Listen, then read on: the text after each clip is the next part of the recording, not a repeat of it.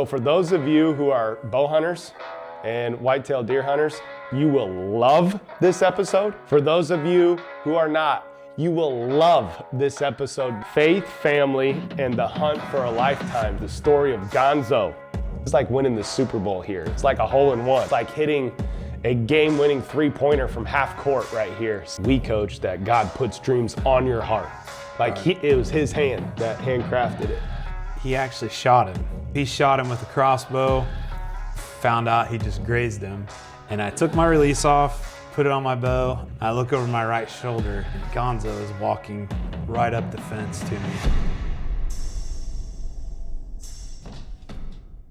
What's up, guys? It's your boy JD, Jordan Delks, mindset guru and basketball trainer right here at Compete Training Academy, home of the barn in North Central Indiana. And today is a very special episode, one I've been looking forward to for a long time. And for all of you faithful listeners, you guys just got introduced to Casey Delks, my cousin, newly hired mindset coach on our staff. And so Casey, want to welcome you back to the podcast today, my man. Yeah, glad to be here. Thanks.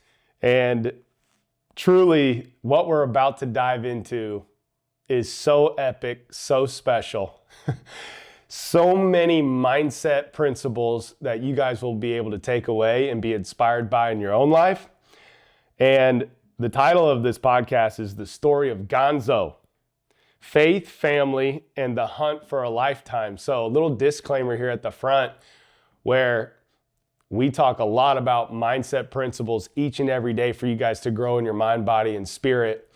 We're going to incorporate bow hunting into today's episode. And bow hunting has been a passion of Casey's since he was 13 years old. And he has just harvested a world-class whitetail. And so for those of you who are bow hunters and whitetail deer hunters, you will love this episode. For those of you who are not, you will love this episode because of the mindset principles that you will take away.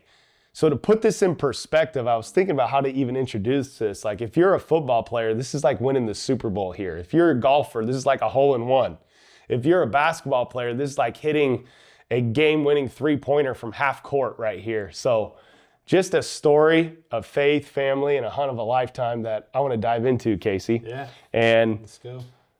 I want to start out really just the foundations of faith, family, and legacy here in why you hunt. Yeah. Tell us a little bit about that. Yeah, so I started hunting. I'm 45 years old and started when I was 13. So my wife's cousin got me involved let's see, that'd been 1993. And he took my dad and I, we were completely clueless.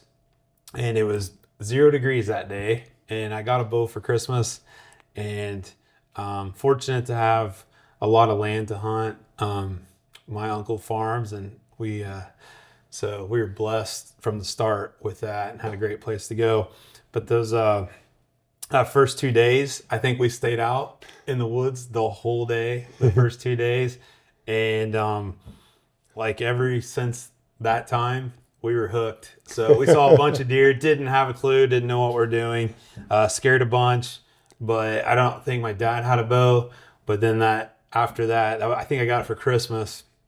And he bought one that next spring. And then that kind of launched us into whitetail bow hunting from there on out. So I love that. And I gotta say there that truly I'm honored here to be interviewing you here because one, we do business together at Compete Training Academy, and all of you listeners are going to get an inside look of who Casey Delks is as a mindset coach and who he is at his core, his character, and his energy will change you. And so I'm excited for that, but I'm excited because I've been the little cousin watching you from that day that you just talked about. Right. And like you were always the cool cousin to me that could conquer anything. And so I thought that I had to add that in. It was really cool. Yeah.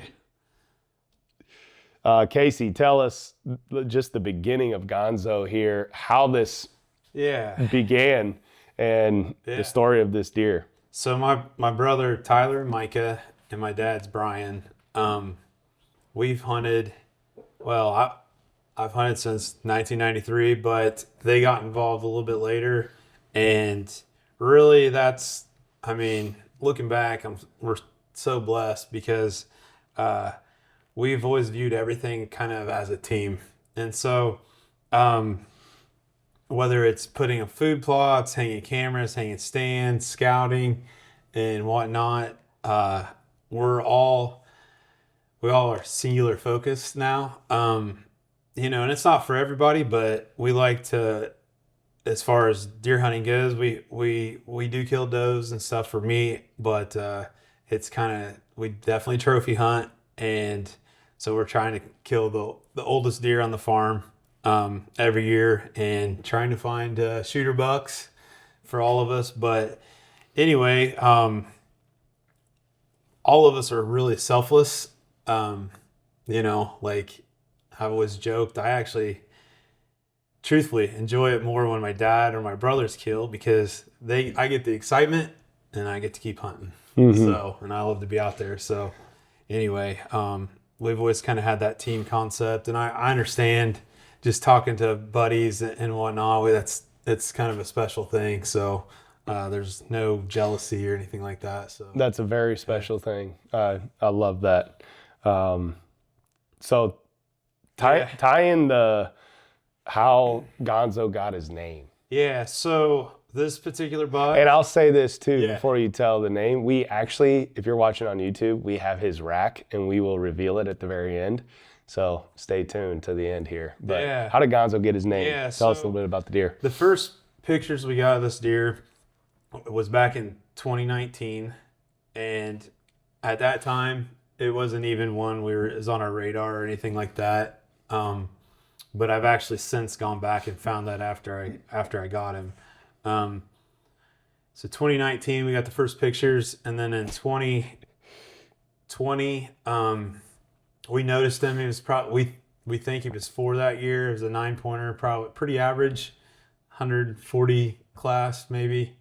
And what looking back, I don't know if I knew at the time, but he was on our property all summer. And then about October 15th, October 13th to the 20th every year, he was gone. And so that's kind of how he got his name, Gonzo. So we weren't hunting him that season, but then the next year in 2021, he had messed up one side. And so he was a typical 8 on the left, and his other side was kind of just a cluster of 5 points, probably about a 145 to 150 class deer. And that season, my dad and actually my niece had an encounter with him. Wasn't a target for us yet, but she probably would have killed him. But he had gotten downwind, and they were sitting on the ground, and she was hunting with a crossbow. But anyway, that was kind of the first encounter. It was the first week of October, and it spooked him. And so later that season, my dad had him at 20 yards on another farm. So that was the first year that we realized. So we knew he's not on us, and but we had another farm almost 2 miles away that he showed up on, and so my dad actually had him at 20 yards that season broadside, but we were hunting a different buck, and anyway, passed him. And I think I saw him one night in December out in the bean stubble there. So that was kind of when we first thought, okay, he's not here, he's going over to this other property, and obviously places in between. So but the next season, I have some notes in front of me, just trying to keep a track. So I think it was 2021. Well, before we go, I want to again emphasize to all of you listening just the team concept that Casey, his dad, and his brothers and his family take. Who's on your team? Who do you have surrounding you? Who's your center of influence? Your life's going in the direction of the 5 people you spend the most time around. And it's been fun being your cousin, seeing you guys do this thing together. So to tie that beginning up in a nice bow, I just want to put that challenge out to all you listeners of who's your team. You got the right people on the bus of your team. So, Right. Case, Right. dive into the Got a next good year. team. Yeah. Yeah, for sure. So in June of 2022, I had, and I usually don't put cameras out this early, but for whatever reason, I had a camera out in June, and I got a picture of a deer, and it was a lot bigger, and I didn't recognize him at first, but he had already started to have drop tines and a little hook off his base, and I was like, yeah, we got to keep an eye on this deer. And got him a few more times in June, and then I realized, I'm like, oh my, that's that same buck. His brow tines were the same, so I could recognize him. And that summer we watched him, and he was about as easy to get pictures of in the summer as any deer I've ever hunted. But he blew up that season, and a guy found a shed, and we measured him. He was about 186 inches that year. But he that season, I mean, we were all in on him. Yeah. So Yeah. we had we put in food plots back there and hunted him that season. And I don't think anyone saw him the first 2 weeks of that year, but I got one picture right at daylight one time, like 1 minute in legal shooting light back on the food plot. So we were hunting back there. My brother actually killed another buck back there as well that year. It was a 158 inch deer, so a really nice buck. And it came to, I think it was October 17th of that year, and no more pictures. Kind of gets crazy at this point. We thought, well, he's gone, and worried during gun season that he'd get shot. So I think it was over Thanksgiving break. No sign, hadn't heard anything. I thought he was probably alive because I figured we'd see a picture or something turn up on the internet. And a buddy texted me a picture of Gonzo standing in a backyard of a house, and he just sends me this random picture. And of course, I sit there and look at it. I think it was Sunday morning. I was at church, looked down, I'm like, what in the world? And he texts me, he goes, a guy from Minnesota just sent that to me. And I'm like, okay. So Right. Anyway, he was home, I think, over Thanksgiving, and his mom or something had a trail camera, and just for all wildlife, and they got a picture of this deer. So I was like, okay, game on, he's still alive. So that other property, he would show up in late season. We were geared to hunt him over there. Got some pictures. We hunted it, and nothing. I mean, never had any encounters or anything like that. At the end of the season, we're crossing our fingers, hoping he made it. And so, really, that was, none of us saw him from stand. So no sightings. Another hunter who was aware of him did see him, and he called me one evening and saw him from the road. So again, he slipped by and fooled us again. So for all of you listeners, think of all the mindset in this of learning to wait and be patient, consistency, discipline, trusting growth that you can't always see, consistency in the unseen things. Like all that's just coming to mind as you're pursuing Gonzo. Casey, what was like the adjustment that you had to make from that point? From that point on? Yeah. Yeah. So, well, I mean, we realized what we're doing is not working. Right. So, we were like, we're going to have to think outside the box. And he was really nocturnal. So, generally speaking, if I'm getting nighttime pictures, I'm like, I'm not close to where he's bedded. Yep. And looking back, I think he was just a weird deer, honestly, because he was probably betting on us. But we hunt the edge, and truthfully, we had another buck back there we were hunting as well.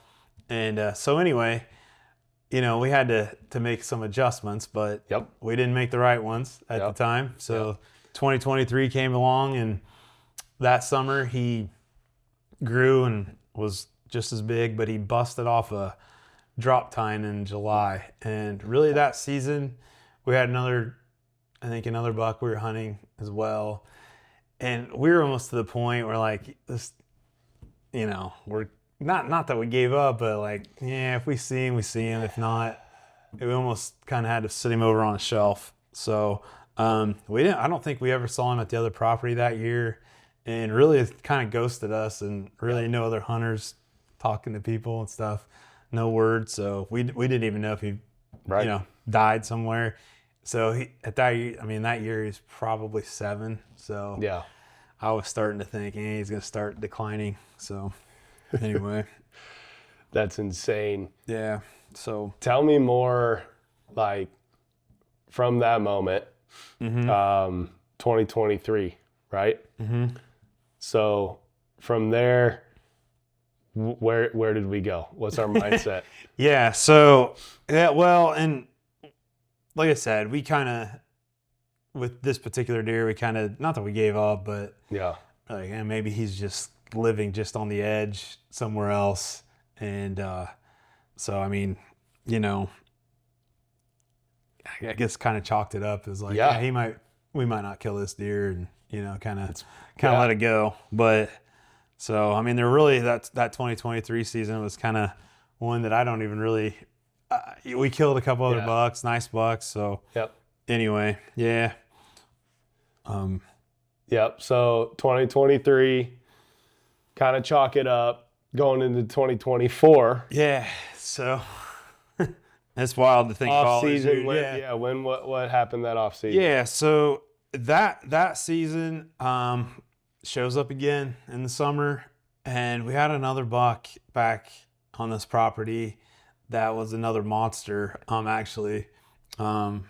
That my brother Micah actually killed as a 178-inch typical. So it was one of those deals. They were both kind of living on this property, so we hunted it the same, because if it was just us going after Gonzo, we probably had been a little more aggressive, but we didn't want to run it for this other buck. So again, we hunted the edge, and this is the first time I ever saw him. Well, second time, but so in 2024, October 13th or something like that, he was actually showing up more consistent, and we got a couple daylight pictures and thought, okay, so we were thinking this may happen. This could be it. That October evening, it was perfect. I don't know if a lot of you pay attention to the moon. I have a moon guide, the red moon, and generally before the season starts, I look at all those red moon dates in October, and I circle them. And then if we can get a cold front on any of those dates, that's usually we go in. And so that night it was perfect. Yeah. So the buck I was talking about, the 178-inch buck we called Manny, he came out, and so my brother was hunting on the west side of the farm, and I was over on the east side of the farm, and he came out, and we had a straight north wind, so it was good for both of us. And anyway, I knew he was the way that deer was working scrapes and rubs, he was headed right towards Micah. And sure enough, he shot him, and the deer actually dropped. It ran across the pasture, dropped in front of me at like 70 yards. So I'm pumped, and it was one of the biggest bucks we'd killed. And probably about 5 minutes worth of shooting light left. I'm like, hey, let's just get down and get our hands on this thing, And I took my release off, put it on my bow, and I don't know if I caught movement or just heard something. I look over my right shoulder, and Gonzo is walking right up the fence to me. And I turn around, and I'm trying to do it slow, but scramble to get my release back on, and I'm fumbling around, knocking an arrow. I have like 5 minutes worth of shooting light, legal light left. Get everything back. He walks by me at 20 yards before I can even get set up, and he just circles out, feeds out in the bean stubble at about 50 yards. I even drew back and looked, and I just didn't have a clear shot. Right. And, had that other buck not been laying out in the field, I would have probably just been devastated. Right. But I was like, are you kidding me? The first chance any of us have ever gotten to take him. And I was just kind of like, well, there he it did goes. it again. Yeah, there it goes. Gonzo. Yeah, so. Man, I remember that night. Yeah, so. I remember. Anyway, we got down. I actually waited till pitch black. I texted my brother, said, hey, he's standing right out here. I know you got a dead buck. Let's just be careful. Yeah. So I crawled out of the stand and walked the opposite direction. And we went out and got Micah's buck. But just a couple days later, my brother Tyler was up in the same stand that Micah killed. And again, dead silent. Yep. He turns around and Gonzo's sitting there just working a scrape 30 yards. And he could not move. I think he came to full draw eventually, but the deer literally, instead of just walking out the way every other deer had, he turned and just went right back into the woods, and he could have shot him. It was a bad shot. So obviously we're not going to take a unethical shot on something like this. And, had too much respect for him, but he he said he walked off, and he's just like, he was right there. He goes, if I just was. He was so different, wasn't he? Yeah. And so that was the thing we noticed is like we'd killed in that span in those 3 years, 2 stud bucks, and kind of felt like we knew what we were doing, but for whatever reason, this particular deer could just slipped us every time. Yeah. And so, but even a couple days after that, like I knew on the day, I'm looking at the calendar, I'm like, okay, it's October 16th. Yep. This may be gone, because he had left the year before on the 13th, and then as late as the 20th, so we knew we were close. And I picked the wrong spot, and he walked out into the east plot that he had never daylighted one single time in 5 years, walked right in the middle of it, underneath my stand, and headed like towards the direction where he ended up going for the fall. And that was the last picture of that on our property that we got until later that season. So it kind of took a turn after that. So. Insane. And is it safe to say he was a local legend? Yeah, so other hunters, people had seen him at this point. And so, and he was easy to recognize. I mean, he had 2 drop tines, and so he left. At this point, I'm thinking nobody's going to kill him. So, I mean, I didn't even really worry too much. And I got a video on a random day somebody sent me, and he was chasing a doe through a person's yard by a swing set. And it's just like one thing after another. And then we got a picture. Yeah. We got several pictures from people and videos from the road. Yep. And so we knew where he went, and we had a spot to, we hoped to ambush him there. Yep. And we about got it done. Yep. So I want to talk about something right there. Like at that moment, he's a local legend. Did you ever become consumed by chasing this buck? Yeah. So was it then, or? So that, I mean, up until this point, it wasn't a high enough chance. Yeah. We just kind of thought we got a short window. Right. Maybe we get a chance in late season at him at the other property. Yeah. But truthfully, after he left our property, we kind of shift focus and hunted some other spots. And I'd killed a couple over those years, and all of us, I think, tagged nice bucks. So, but that that particular year, just because we were so close, we kind of, I would say, got a little consumed. Sure. We were like, we got to get it done, and so Yep. we kind of put him on a pedestal. Yep. So here at Compete Training Academy, we're all about faith. And so I love helping people figure out their dreams, their passions, and it's a faith journey. Like you and I work with clients each and every week on their faith journey and the 6 stages of a dream, and that we coach that God puts dreams on your heart. Like it was his hand that handcrafted it. Yeah. Right? Yeah. Like he put it on your DNA. Yeah. And you have to go for it. Yeah. But when you become consumed and it becomes a selfish thing or an earthly thing, it's all about a posture of your heart. So like, Absolutely. just give us an inside look on, like, did your heart, like, what was that battle like for you? So,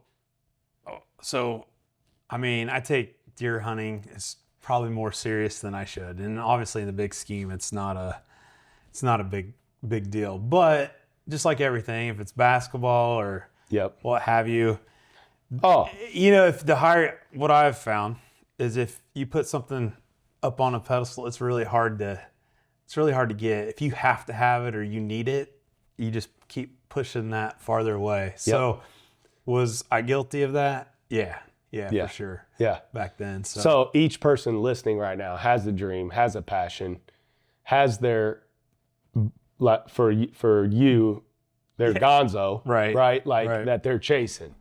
Yeah. Right? So what's your encouragement to them on how to battle that on a daily basis and surrender that? Mm-hmm. Yeah. So it's important to have goals and focus on what those goals are. But it's like any coach will tell you, you've got to stick to the process and your daily habits, daily routines, and kind of not forget it, but you can't make that like the end all be all. That's right. And if anything, the journey's probably, it's more important, than the outcome. So, looking back, we had probably given about anything to get that year. Right. So we were certainly guilty at that at times for sure, and have with other deer that we're chasing. Well, I know that God doesn't care about how big a deer you harvest, how many basketball championships you win, how much money you make. Right. But you know what he does care about? Your heart. Right. And so it's the heart posture of why you're going for what you're going for. It's a good thing is my point. Like the dream, Gonzo, that is such a gift from God that is a great thing. The dream that he put on your heart is a great thing. You listener, whatever your dream is a great thing. But it's all a heart posture. So Case, just kind of like take us into the 2025 season where this faith journey continues and surrender. Well, so in that 2024 season, we actually had, so that other property, my dad and brother almost got him killed one. So he was out there chasing a doe, and another hunter was out hunting him as well. And they had 2 close calls in the same evening. My dad was at full draw, 20 yards. And he said as soon as he got ready to pull the trigger, he busted off, took off. And so the neighbor was hunting him. We communicate with, a great guy. And he actually shot him. And so he shot that evening. And so he shot him with a crossbow. And, it's kind of like we were pumped for him, And, but long story short on that, he found out he just grazed him. And, obviously any hunter can relate. I've lost deer, missed them or whatnot. And that's a sickening feeling. So we actually worried that he was, that might have got him. Going into the winter, we're like, but as crazy as this deer is, we had never got him on the property that we got him in the summer and where we can hunt for the first 2 weeks of October. and a random guy sent a message to the guy who shot him that he just saw him from the road. Yep. And so we're like, okay, game on. And then it was like a rainy December night. I remember that. He bedded in front of my camera that was on my food plot. And we're like, I'd never gotten him there. So again, that last 2 weeks of season, my brother and dad, I'd tagged out, shot another buck that year, but they were all in on him. Yep. And didn't get it done. And he was coming out on us. It was he was usually about 2 hours after dark. And like I said, I thought maybe he was betting on us. He just was almost nocturnal. So Yeah. anyway, going into that 2025 season, we worried. He didn't look wounded, Right. but we were thinking at this point, we thought he was either 8.5 or 9.5. Wasn't sure. I figured out he's probably 9.5 now, but he Unbelievable. Yeah, Unbelievable. great. Oldest deer that we had ever had a chance at, but we're like, he's gonna go downhill. He's got a wound.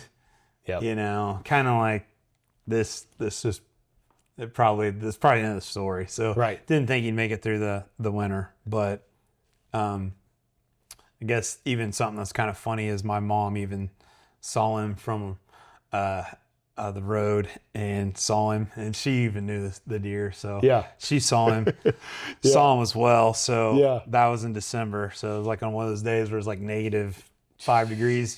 There he is. There he is. So of course nobody's out there to hunt him that night. So anyway, What? it's crazy. There's a lot of side stories to him that I probably left out, but yeah. So going into 2025, Yep. or to 25 this year, yeah, yeah. So, first deer I get on camera this summer was Gonzo. I remember that. Very first picture, first deer. Stuck the camera out. I'm like, well, he made it. Looks pretty big. It was way early. So Yeah. anyway, we thought, okay, and truthfully, this year we were all in on him. I mean, we probably were the previous 2 years, but we're like, this is it. I mean, he's going to die of old age or something. So, to go all in, like, I want to just tip my hat to you on the mindset of going all in on a deer, on a dream like that. Mm-hmm. It's exhausting. Oh yeah. Right? Yeah. Everyone listening to this who, whatever their dream is, whether it's their pro basketball career or their business or whatever, like when you go all in on something, it's exhausting. It is. So like, was it seeing that picture, was it easy? Was it like easy to go all in or? Yeah. So yes. Yes. I mean, we're like this, as the summer went on, we're like, this is a deer of a lifetime. Yeah. And he had been for the last couple years, but we're like, we got to do something different. Yep. And probably a blessing. There wasn't another buck right there that was going to kind of sidetrack us. So we're like, whatever we got to do legally, we got to make adjustment. Right. And a couple years before that, we always had water on this farm, and some coyotes had made a den. And anyway, the dam busted. And so it didn't hold any water unless it was really wet. Right. So we thought, okay, he's on our property, but if there's no water here, he's going to have to leave at least every other day, or however long they can go.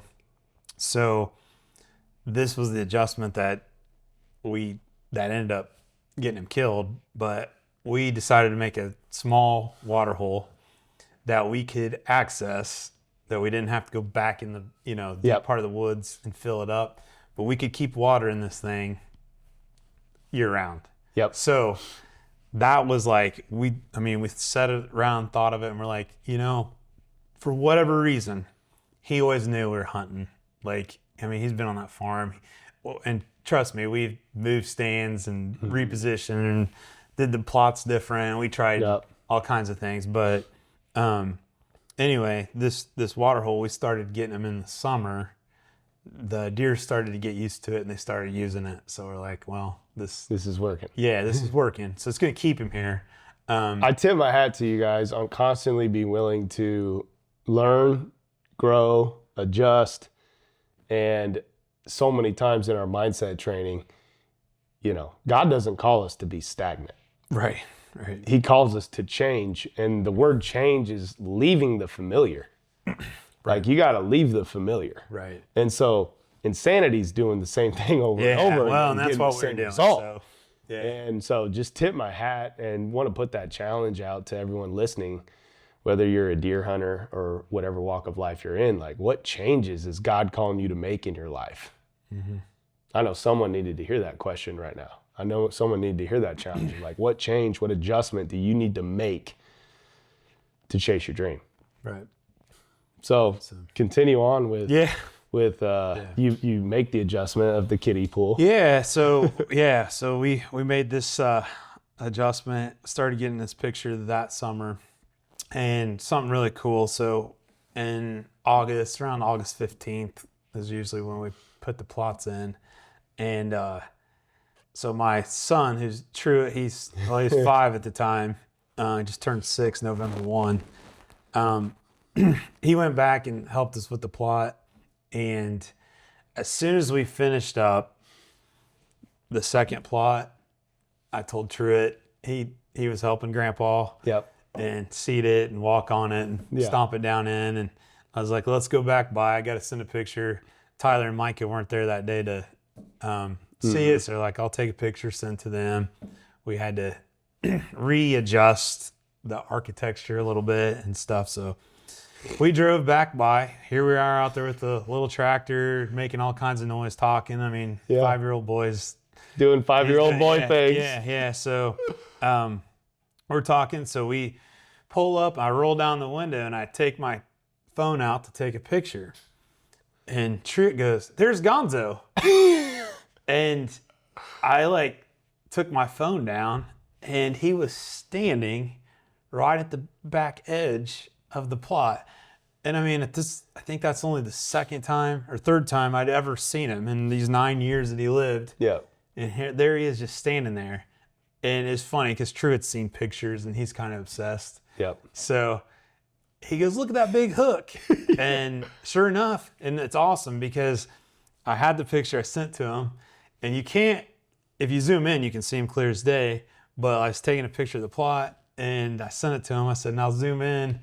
And sure enough, he's standing there. Yeah. And so I told Truett, we just kind of rolled up the window and just pulled on. Did you, in that moment, receive that as like a affirmation from God, or like a cookie crumb? You know what I mean? Yeah. So because we always coach that with our clients God leaves breadcrumbs. Like he's showing you his favor in different ways. Yeah. Like, you feel that then, or no? I thought we're built. I mean, we've built the story on this deer for sure, but really in a couple years before that, we kind of chalked it up. I didn't know if we'd get him or not, but we're like, we're getting him this year. So I'm gonna throw out there for everyone.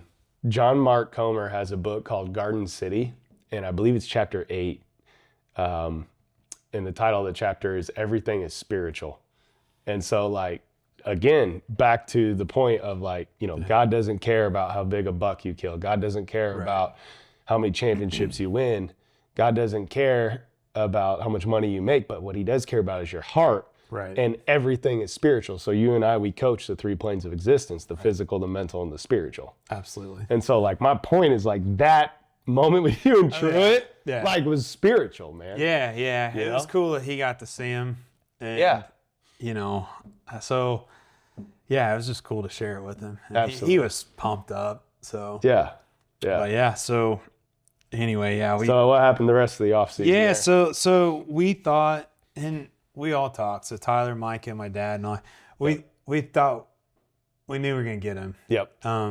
Just we're like, this is gonna happen this year, and going into for whatever reason, we'd get him right when he shed his velvet. It's another crazy part on the same day. Yep. We noticed the last 4 years. Wow.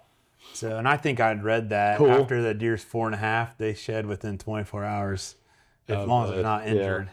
And as soon as he would shed, he would disappear for a while, and we never knew where he went. And he'd kind of reappear about opening day of bow season. Yeah. So, he disappeared again. Yep.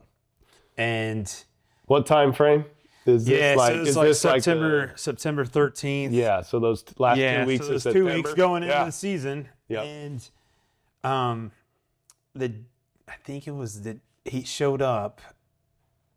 I'm trying to think, maybe the day before, 2 days before, a couple days before season. I might be getting this wrong, but the power line company. Oh yeah, that's what's right. So he disappeared, but the power line company came in right where he bedded, and they do it about every 5 years. They decided to trim the woods all down the power lines. And so they came back there, and we're just like, good gosh. And going into, like the day before season, I think they were out there working and not getting any pictures of him. And I'm like, did they just terrify him? I want to ask about your mindset there, because what you focus on grows. Oh yeah. Right? Yeah. What you focus on grows. We say it to all our mindset clients. Like we call them dubs, wins. If you focus on dubs, you get more dubs, you get more wins. If you focus on negativity, you're gonna manifest more of that crap. Oh, yeah. So like, the worst possible thing. Timing. Like the power company comes in every 5 years, and they're coming in on your buck of a lifetime. Oh yeah. And like, what was your mindset? Yeah. Like, how did you? So it's funny because, man, in years past, I would have been like, we're screwed. You know? So, right. But in a funny way, I just kept thinking, no, it's just one more test. It's just one more mental test. I was just like, no, it's going to happen. And there's another event that happened. This was the first year, and it was on neighboring properties that was going to be a lot of disruption. And I'll just leave it at that. And I mean, we're like, it's going to bump him out of there. There's just, but I was like, all these things are stacking up against us. But I was like, no, if we just keep the faith, this is the year. It's going to happen. And the power, so I think it was October 1st. That's awesome. Yeah. I just want to, you just said keep the faith. Someone needed to hear that. We put our focus on things that can be measured. Mm-hmm. Faith is something you can't measure. And I'm here to call you guys listening. You got to shift from focusing on things that can be measured to focusing on things that can't. So now I had to make that challenge case, but now we're going into season. Yeah. All right. So where are we at? Yeah. So he shows up on camera. Yep. And it's the first. And I think we hunted him a couple nights and nothing. No, we didn't. It was 90 degrees. Yep. So what was your history? Remind me on the first set, Yeah. So the first couple weeks of every season, I mean, he's there. Yeah. And I look at the forecast, it's 90. Yeah. In fact, it was a record. The most days in a row of 90 degrees in over 7 days. I think it's the only time it's ever happened. Since like 18 something. And of course, I'm the only one probably paying attention to that because I'm like, I'm going to run out of time. You know what I mean? Yeah. So we did get his picture. We had moved a couple other stands, and we're trying to tuck pretty close to where we thought he was bedded. Yeah. But we needed certain winds, and it wasn't panning out. And lo and behold, the power company comes back. And I'm just like, okay. So another test. Yeah, my dad was hunting him that morning, and we had gotten pictures on that water hole. Yeah. But it was at dark, and it was pretty far from where he's bedded. So we didn't think we could kill him there, but we knew we had a chance. Anyway, he's sitting there, and sure enough, they come with all their equipment and they're mulching it up. So you know how loud that is. And I mean, if he was bad, he's terrified. And truthfully, where they're going through is like right next to him. And anyway, so Dad calls me. And what date is this again? Do you remember? Yeah, it was around the 8th, 9th. That's right. Yeah. No, I remember. Yeah. I remember. So it was around the 8th or 9th. And so my dad, so it's funny because they actually told my dad they were going to come back and do that. Yeah. But they told him it was funny. This guy was like a hunter or something. And he said something to him. He's like, hey, we're hunting this deer. I can't believe Dad even asked him. They got to do their job, right? But he's like, yeah, we won't come back till November, which is a horrible time during the season to come. But for this particular year, we're like, that's good. Yeah. And what happened, that guy was sick that day, and his workers just saw it on their computer as a job that needed to get done. So my dad got down out of the stand and walked over to him, and he said the guy's eye, because he knew his guy's eyes were real big around, and he said, I just went up there, and the guy was like, oh, hey, we were just coming out here. We thought we'd get it done. And he's like, he said, I just told him to have a great day and whatnot. And he goes, for whatever reason, he just kind of had a peace about it. He's like, it's still going to happen. Yeah. So keeping the faith. Yeah, we're like, all these things is built up.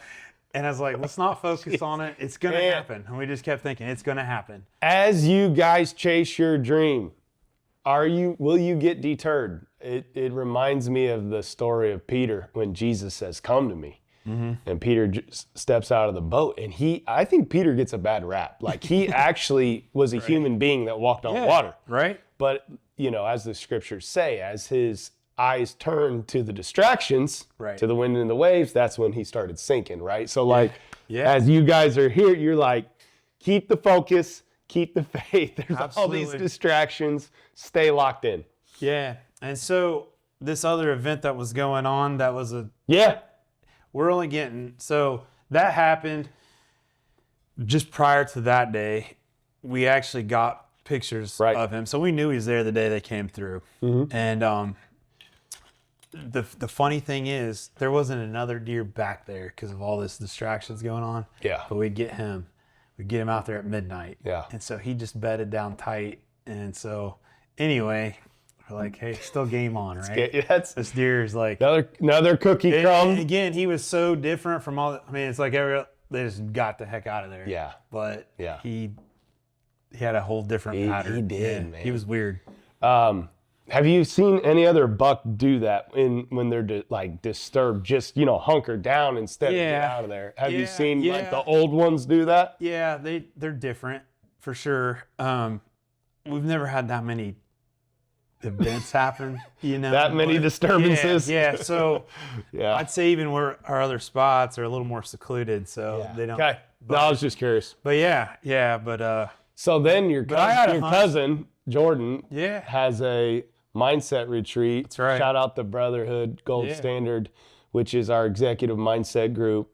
And we had a retreat in Winona Lake that was, I believe, the 7th to the 9th as well. And if I remember right, you got us pictured that morning. Yeah. So the 7th. Is that right? Yeah. So my brother Tyler. And to my defense, I let you go. I said, dude, if you need to skip this retreat, I completely understand. Yeah. So and you decided not to hunt. Yeah. So my brother Tyler had he saw him the day before. Yep. The cold front finally came in. Yep. He went out that night, and he actually walked to that water hole at 60 yards. He was hunting a different spot. He walked out. And so that was actually prior to the guys coming in and chopping it up. Yeah. So, but that morning you called, we had the retreat. We got us picture in daylight that morning. And I was like, dude, if you need to stay back, I understand. Yeah. No, you did. But the cool thing is, our mindset retreats, they're a change of place, a change of pace, and a change of perspective that when you commit to them, they change you and they transform you. And so I tip my hat to you. Like, Yeah. what went through, Yeah. what went through your mind there? Yeah, so You got to to be completely And transparent. I'm like, dude, don't come. And I Yeah, literally me told you not yeah, to. so What went through your mind? So obviously I'd been working with you for 3 years, Yep. and then Yep. had just started with CT as mindset coach, and you had told me that this goes back to team. Yep. Truthfully, I was like, my dad can hunt, or my brothers, and like I said, we did not care which one of us got this deer. Like we wanted to do it. Yeah. And so you called me that morning, and I think you even said something to the effect that, but unless you think you need this retreat. And 2025 was it's been a tough year. Yeah. And I've had a lot of personal things going on. And truthfully, I knew I needed it. Wow. And so I was like, if it's going to happen, I'm going to this retreat. It's still going to happen. So That's right. So you totally detach, surrender, completely give it to God, Yeah. and you put your relationship with God and your mindset. Yeah, because every time I left one of those retreats, I was on fire. Yeah. And so I'm like, I need this more than anything else right now. And I'm more going to than Gonzo. encourage every one of you guys listening to this. We're telling an epic story about an epic world-class buck, but I want to encourage you guys that you are not a physical being living a human existence. You are a spiritual being living a human existence. And there is not a more dangerous weapon on this planet than the human spirit set on fire. And so that's what Case is talking about. He valued setting his spirit on fire because once you do that, it's game over. We call it as within, so without. And so Case prioritizing going to the retreat. What did God speak to you on the retreat? Did he give you peace that surpasses all understanding? Like, just talk about that, like those days right there. Yeah. So, like I said, it's going through a lot of personal stuff. Yep. And probably one of the toughest trials that I've dealt with in my 45 years.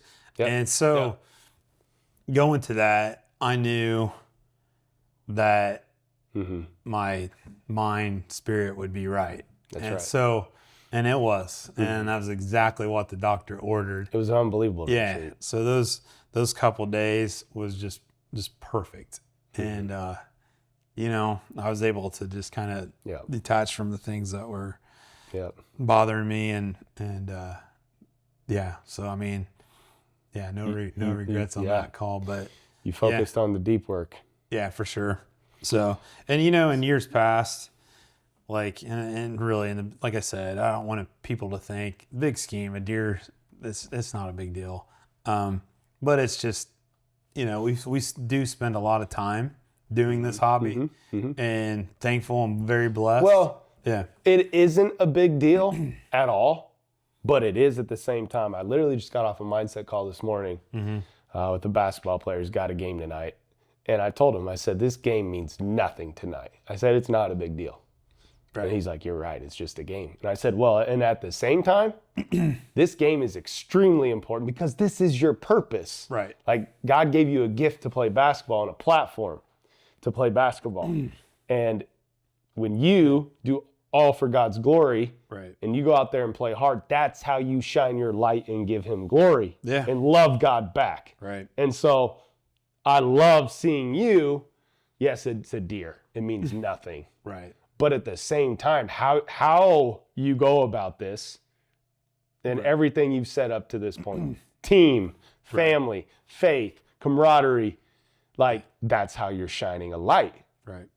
So and I digress. Truthfully, years past, like I would fight everything during the season, during deer season. Yep. If something happens, I'll just get mad and furious, trespass. Nah, you? Yeah. So, in the last couple of years, I've tried to focus way more on just gratitude and like, listen, I've got a amazing family and family that I get to hunt with, and we're very blessed. And we as far as in the deer world, we have a great situation. Yep. And so I think I heard, you know, because I wasn't like this prior. I think I heard, as a Mark Drury was saying, if you get back to your truck after a hunt and you're not thankful and just you got to go do it, then you should quit or give it up. Yeah, because I'll never forget when you told me that, and that has stuck with me. I love that quote. I love that he said that, because it's something that I tried with me. Yeah, for sure. Yep. So it's over. Like, the hunt's over. The hunt's over. Like, when you get back to the truck, the hunt's over. Good, or like, think about that. You know, Mark Drury, he talking about, you know, when you get back to the trunk, good. He was talking good or bad. I remember listening to that podcast. Yeah. Good or bad, whether you kill and you kill the biggest buck of your life, or it's a bad day. Yeah. It's over. Yeah. And we have to take that mindset into every day as well. Like, it's over, present moment, past is gone, it's over. The future is not real. The future is a made-up concept in your mind. You just got to stay present. Stay present. So, be thankful. And be thankful. Well, that brings us to October 9th. So let's continue on here. Anything in the 9th before, from there on? Take us through that. Yeah. So I was trying to think. I killed him on the 12th, maybe. So, So I got back from the retreat. Yep. I can't remember. I think Tyler and Micah went out the night before. Yep. And hunted. And of course, we're as careful as we can be with the wind. And obviously, I know if he knows one little thing, that he just stay bedded till dark. It, you know, he wasn't busting out of there or anything like that, but it wasn't going to happen. But Sailor had, my oldest daughter had a softball practice, and it was Sunday afternoon. Yep. And so I had to miss my son's football. I was like, I'll take Sailor, but it's down close to where I hunt. Yep. So this is the 12th. Yeah, the 12th. This is the 12th. This is the day. The day. Okay. Yeah. So you're coming down, and you bring Sailor. Yeah, and so that whole day has like, we had a straight east wind. Yep. And that was good for basically one spot. And so the one spot was on that water hole we made in the summer. And it's about as far away from where he bedded as I would like to be. For sure. But, you know, it is what it is. So I picked her up, and I remember telling Sailor, I was like, I think it'll take a miracle for him to come out here in daylight. The night, it was a red moon, so that was going for us. Yes. And it wasn't overly hot. But I was like, it's probably going to take something special for him to get clear up to me, to where, you know, before dark. And so I said, which is kind of why, in a weird way, I kept saying, I think tonight's going to happen. And here, I'm positive when I go hunt. Tyler gives me a hard time. He goes, you think you're going to kill every night. And I truthfully have that mindset going out. I really do. But there's been a few times throughout that I knew it was going to happen. Well, and I wasn't there yet. But I was like, it's going to take something like almost way out of the ordinary for it to happen tonight. So, so we got back to the house, and I dropped her off at grandma's, and I walked out to the stand and got up in the stand, and truthfully, it felt good. And I think I saw a couple does like real early. And anyone that hunts, if you're starting to see early deer movement, you know, because the mature buck's going to be the last one on the field or whatnot. So I was like, okay, here we go. So it was probably, I don't know what time it was, but I got a text message that it had to do with one of the things I was going through. And it was a random text message, and kind of out of the blue. And I looked down at it and read it. And here I just got back from the retreat. And for whatever reason, I got almost overwhelmed with like just anxiety. It's something I'd kind of blocked out for a while. And just got, I can't explain it, but like just overwhelmed. And I was like, it's an attack. It was an attack. Ephesians 6:12 says our battle is not against the flesh and blood. It's a spiritual war. Yes. And so there is good, there is evil, and it was a spiritual attack on. Oh, absolutely. From that right there. And I looked at it as like I at least had enough awareness. I was like, okay. John 10:10, the thief comes to kill, steal, and destroy, but Jesus came to give us an abundant life. Like that's the thief was trying to kill, steal, and destroy. Yeah. So I for 10 minutes there, I was just like, my mind was elsewhere. And I'm sitting here thinking, I'm sitting out here, perfect night. Yep. Got the world by the tail on one hand. It's really just the mind that was creating. There it is. There it is. And but I was like, I got to get my peace here. Yep. So how did you do that? Because like I just quoted Ephesians 6:12, it's a spiritual war. You were getting a spiritual attack. I like to say you got to battle with spiritual weapons. Absolutely. So, did you yes. praising God? How did you how did you get out of that mindset? As funny as this, I was like, there's one thing that I knew would get me back centered. Yep. And I took my phone out and I read Romans 8 and it's best great. chapter of all time. And so I'm reading it in the stand. Yep. And I turned it off and I said a prayer. And honestly, the hunt nothing was on my mind about hunting at this moment. Yeah. And I remember praying and just thinking, I give you everything, and everyone to you. And just kind of gotten that surrender moment. And I came out of that prayer and like within just a couple minutes, I just had a overwhelming sense of peace. And still not on the hunt at all, but just complete peace, and just started looking around thinking about all the things that I'm thankful for. And because one thing that I had learned working with you is if you can get into that gratitude mode, you can't be stressed at the same time. And I was stressed just 10 minutes early, overwhelmed, truthfully. Right. And I had a complete sense of peace.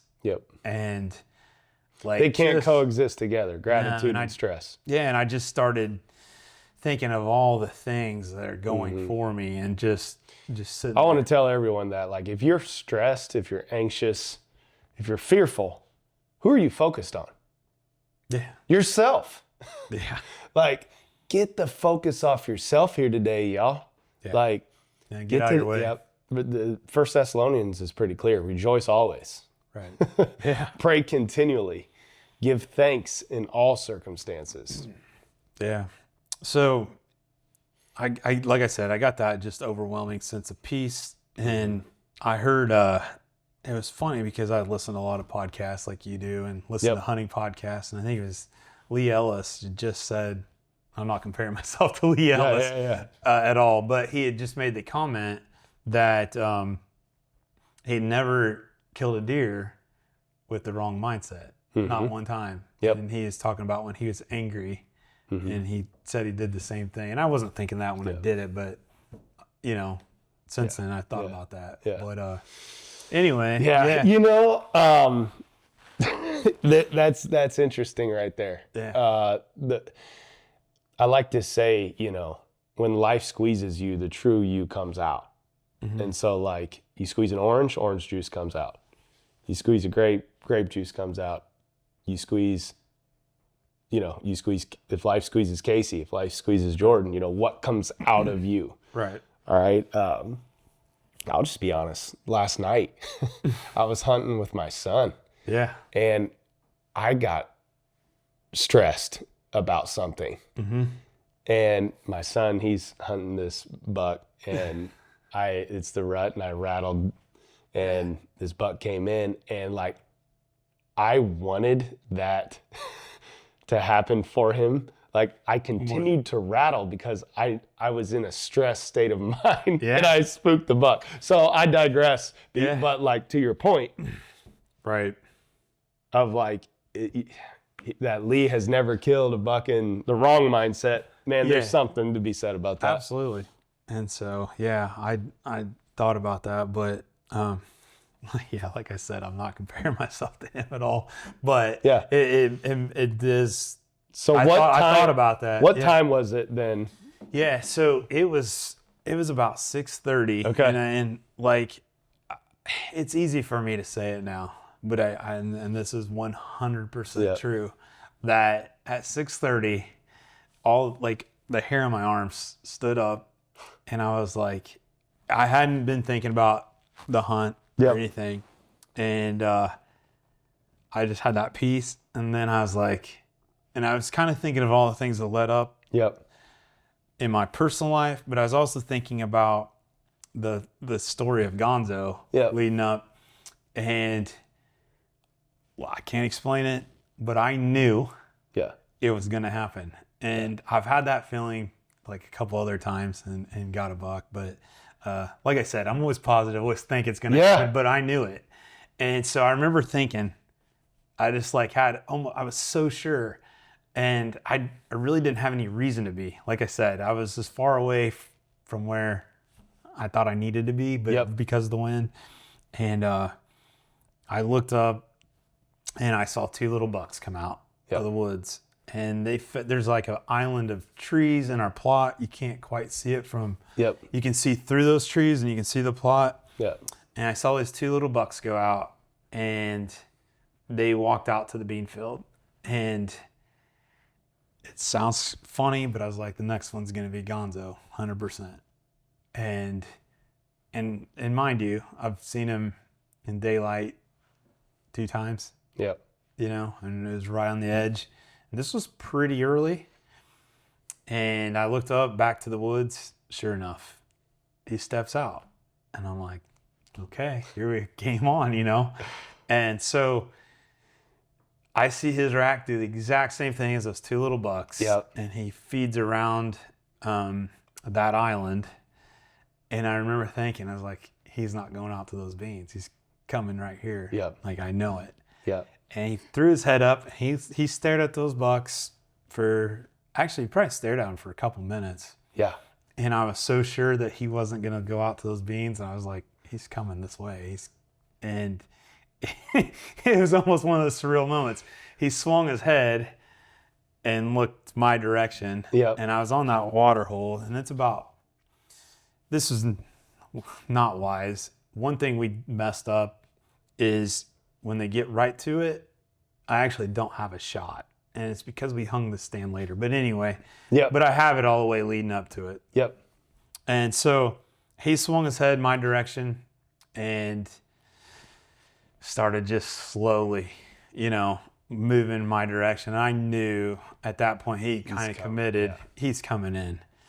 And so I remember thinking, I literally said, "Dear Lord, just guide my arrow." And you know, it seemed like a long time, and it probably was 4 or 5 minutes. But he fed in that plot, and he was moving my direction, and then he got to the edge of it, and then he just started a real steady pace. And so I'm like, it's gonna happen. And he got to the crest of the hill, and he stopped, and he just, like old bucks do, he just surveyed everything. And he probably stood still. It was minutes. It wasn't seconds. And just kind of looked around, and then he decided to commit in. And I'd be lying if I said I had it under control. That's what I was about to ask. No, I was shook up. And so, generally speaking, whenever I've killed a big deer, I can suppress that. I mean, when I first started, this is just all over the place, you know? But, and I did. I got it to where I was like, settled. Suppress it, So I was like, okay, he's coming down this hill. I only got about a 15 yards to 10 yard window.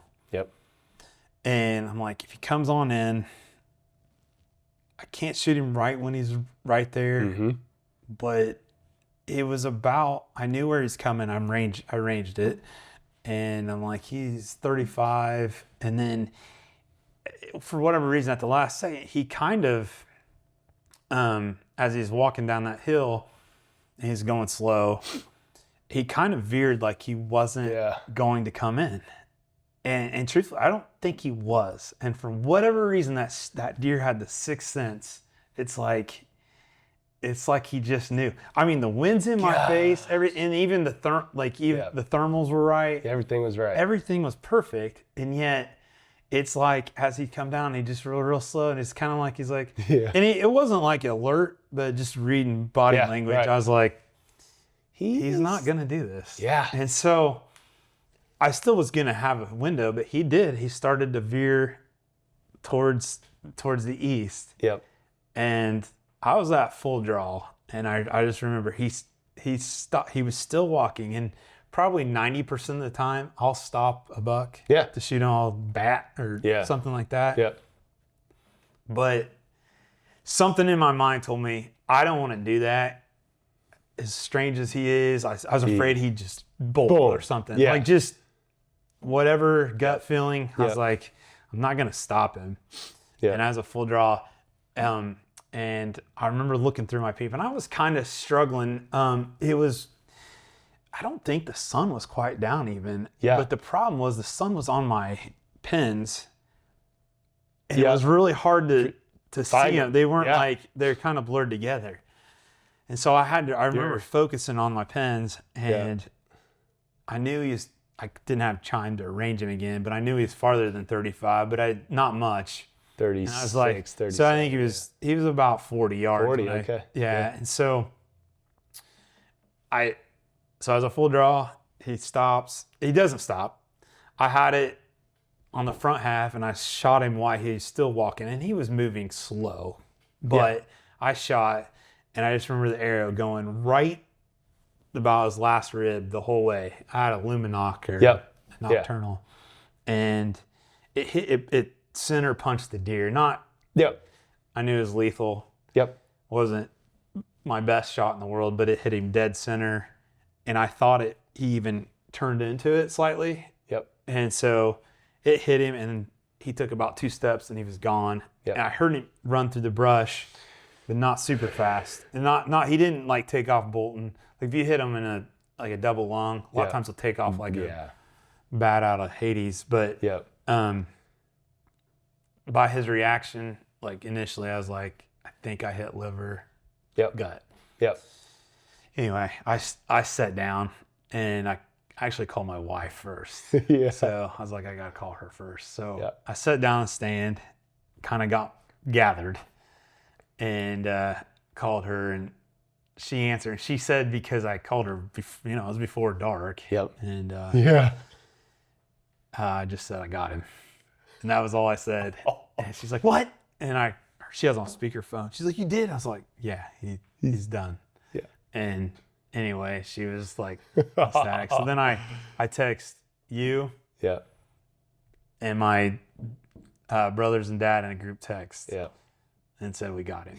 And I just remember saying we got him. And my brother Tyler was actually gone in South Carolina on vacation. But anyway, I just remember thinking, and typically when I shoot one, you're pumped and jumping out, but it was a completely different feeling.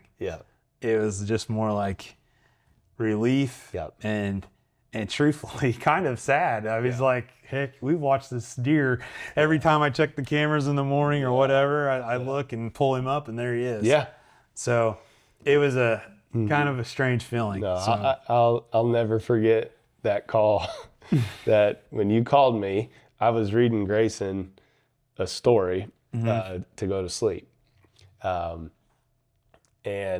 when I got the call from you, it was right next to us reading a story, and I looked at Grayson, and I'm like, this is a good thing, buddy. And, I remember answering, and we both talking to you. And, we were so grateful to get the invite down to track. But neither of us, we were both so excited. I don't think either of us slept a wink that night. So after I shot, I knew it was lethal. I knew I was getting, and to be honest, I remember my brother Mike asking me, he's like, are you worried or anything like that? And I was like, honestly, where my mind, spirit, wherever it was, I was like, I'm so positive. I was like, even Yep. if I hit a bad shot, I'll hit a main artery. That's how I just knew it. I was like, it's done. And so, how'd you sleep? no, I didn't sleep. I didn't sleep at all. So I remember, so you and I have these Whoop bands around our wrists that track recovery, sleep, exercise. yeah, And I remember seeing yours. Yeah, I was like, yeah, this guy didn't sleep. didn't sleep any that night. So I decided, because I thought I may have got more gut than liver. I waited till about 11 o'clock the next morning. Yep. I was pretty certain I got 17 liver. hours. Yeah, and I actually checked the arrow the night before with the flashlight. It was dark blood, and I didn't see any gut, but I could tell by the hit. I knew where I got him. But anyway, so I started tracking him real slow before the rest of the crew got there. Yep. I said, let me cut it down. Yep. I had an arrow knocked just out of caution, but Yep. he basically circled back and made kind of a loop back to where he was bedding. Right. And so I tracked it. It took me a couple hours probably, or maybe not that long, but got in the woods and tracked him through there and had enough blood it was steady. It was real dark, but it was on both sides. I got to pass through. So I was,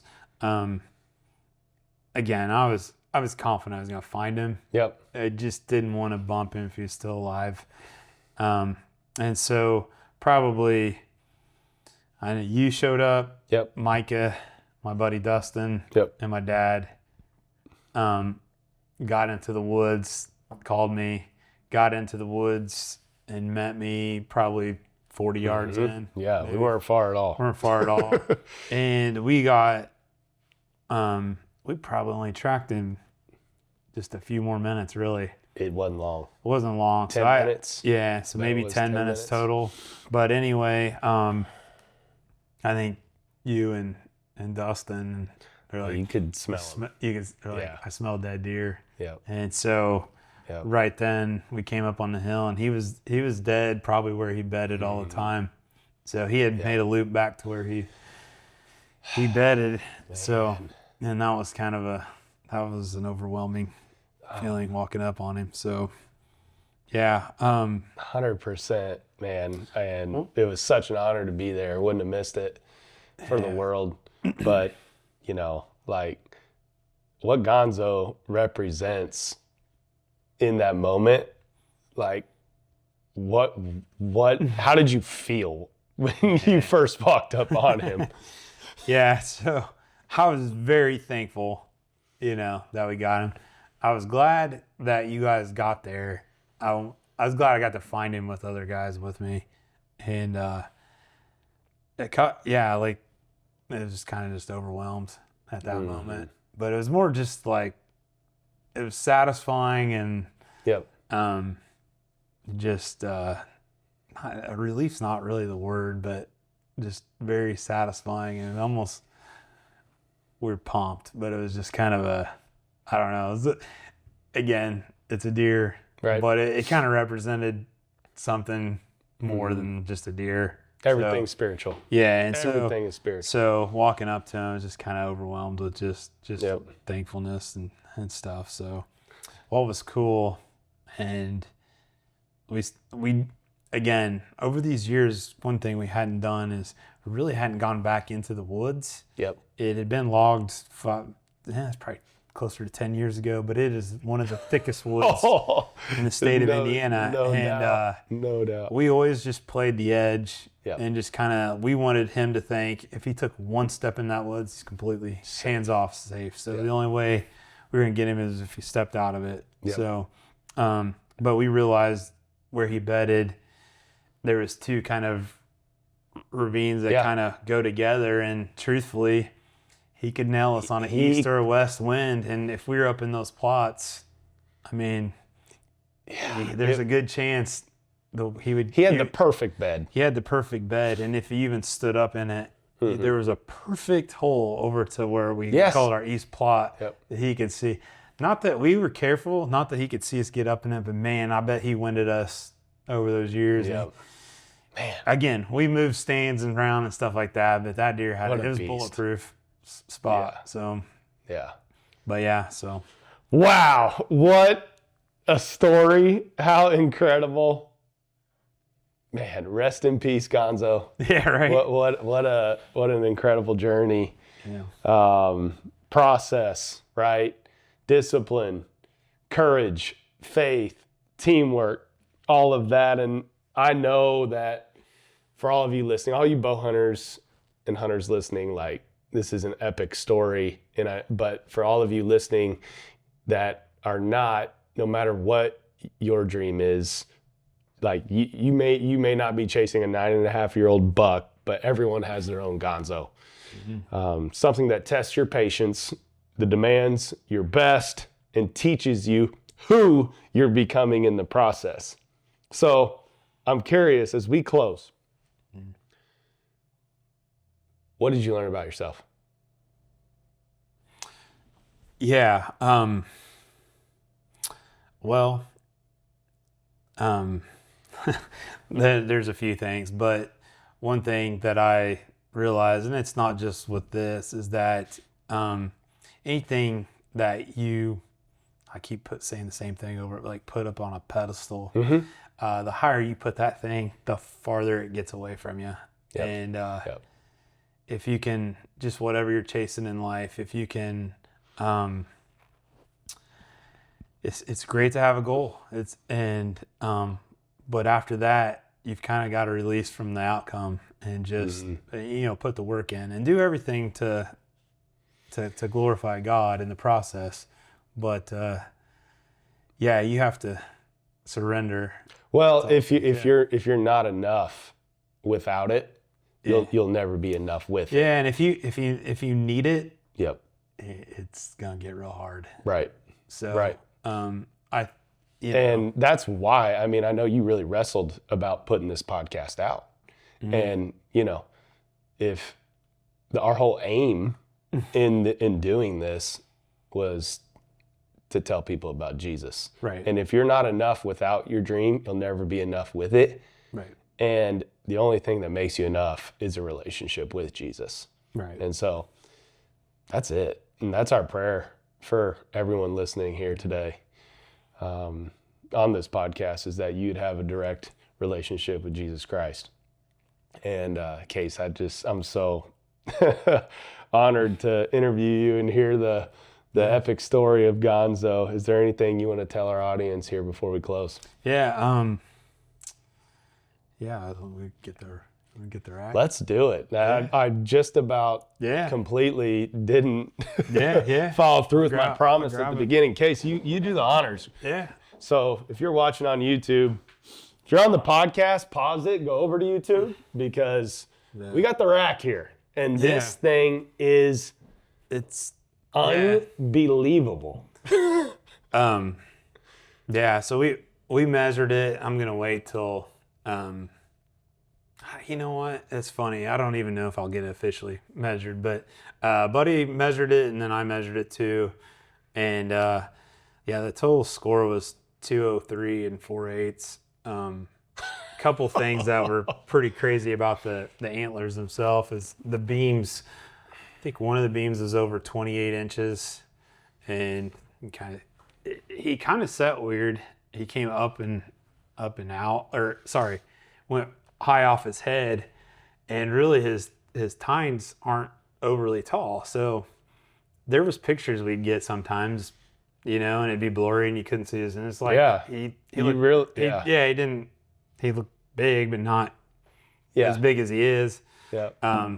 He'd always had the tall brow tines, and actually every year up into this year they're always split. Yep. And he didn't have the splits up here, and that last year he threw splits up there. But I think he had 17. What an awesome buck. He had 17 points and I think his hook was about 12 inches. And then he had a 2-inch point come off of it. And then the back drop tine is like 11 7/8. Just a freak. Yeah. So, how many inches is non-typical? It was just over 45, almost 46 inches of non-typical. Wow. So, Yeah, had a little hook on the backside to a couple inches. So I didn't give him this. I don't know. It's probably close to an inch, but yeah. So kind of a freak of nature. Case, hold it out to the camera. Let him get a good this, look here. That is unbelievable. Wow. Kind of see him from the front side too. Yep. Look at that deer. So God's creation is just unbelievable. He was a freak. Yeah. So, probably won't see another one like that. Well, don't limit God, man. Right. Don't limit God. Yeah. Don't say that. Yeah. But anyway. Yeah, and he obviously had good mass throughout. Yeah. He was about. What was the mass? Yeah, I wish I had the sheet in front of me, but his bases were over 6 inches, and Yep. you know, he's over 5 all the way throughout. Goodness. So Goodness. he had good mass, and Yep.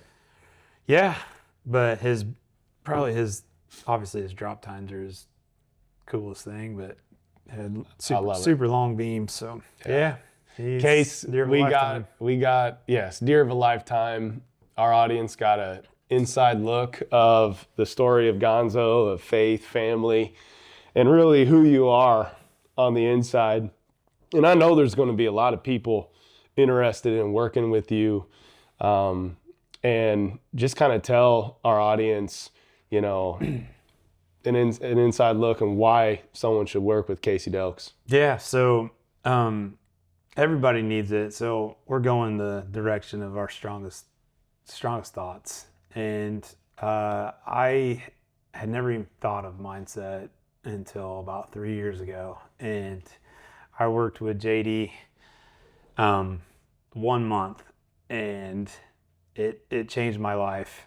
And about 2 months in, I was like, what I felt during those moments, I was like, I want everybody to have this. And so it just reprograms your subconscious, and you know, our subconscious runs 90% of our day. So that's what I'm trying to help others do right now. And you know, I know when I talked about working with you for almost 3 years. Yeah. And kind of a long time coming, but Yep. yeah, like I said, it changed my life. I know it changed yours, and love to work with you. Yeah, and if you want to work with Casey, it's in the caption here on the post, competetrainingacademy.org. Just head on over to our website and you'll find Casey's profile on our mindset coaching staff, and you can shoot us an inquiry and we'll get that to Casey right away and he'll follow up with you.